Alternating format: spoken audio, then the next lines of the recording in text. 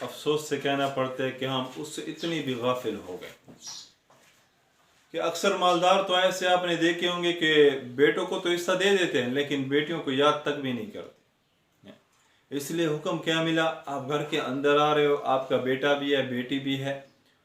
تو بازار سے جو سب سے پہلے بیٹی کو محبت دیں، سب سے پہلے بیٹی کا بوسہ لیں، سب سے پہلے بیٹی کو دیں، کیونکہ بیٹی مسافرہ ہے، اس نے گھر چھوڑ کے ایک دن چلے جانا ہے۔ پھر سسرال کا آج جو ہمارا معاشرہ سسرالی معاشرہ آ گیا، جو اس کے ساتھ ظلم ہوتا ہے، بس بندہ کیا بھی۔ تو اس لیے بہنوں کو وراثت میں حصہ دینا یہ بڑا ضروری ہے، یہ ایسا ہے اگر کوئی اپنے بہنوں کو عزت نہیں دے گا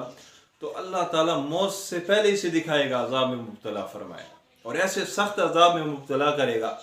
اگر کوئی نہیں ہوتا تو آخرت اس کی برباد تو ہوگی۔ اس لیے علماء حضرات فرماتے ہیں ہمارے اکابرین کہ بہن کا اگر 1 روپیہ بھی تمہارے حصے میں اس کا حصہ بنتا ہے تو اسے ہاتھ جوڑ کے دے دو۔ بعض لوگ کہتے ہیں یار بہن نے ہمیں معاف تم نے کیسے کروایا؟ اسے احسان جلا، بہن میں نے تمہارے ساتھ یہ کیا پھر تو میرے گھر آتے رہے گی، بہنیں پھر اسی ڈر کی وجہ سے معاف فرما دیتے، یار بھائی ہے پھر اس کے گھر میں جائیں گے اسے نہیں، یہ بھی بڑا ظلم ہے۔ تو بہنوں کو جتنا اس کا میں کہتا ہوں 0.1 پیسہ اس کا بنتا ہے تو ہاتھ جوڑ کے اپنے بہن کو دو اور اس کا احسان سمجھو کہ اس نے تمہیں عذاب سے بچا لیا۔ اگر حصہ نہیں دو گے تو اللہ کا عذاب تمہارے لیے تیار ہے،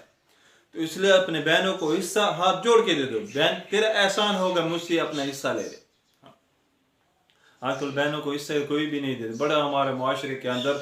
70 سے 90% اپنے بہنوں کو حصہ وراثت میں حصہ نہیں دیتے۔ ہاں والدین سے کہتا ہوں، ہاں اگر تم اپنی زندگی کے اندر تقسیم پہلے کر دو، یہ تمہارا بہن کا حصہ، یہ فلاں کا حصہ، یہ سارے پہلے تقسیم کر کے وصیت لکھ دو، یا کسی وکیل کے پاس یا اس کے پاس آپ سارا تحریر لکھ دو، بھئی اس کا میری بیٹی کا یہ حصہ، اس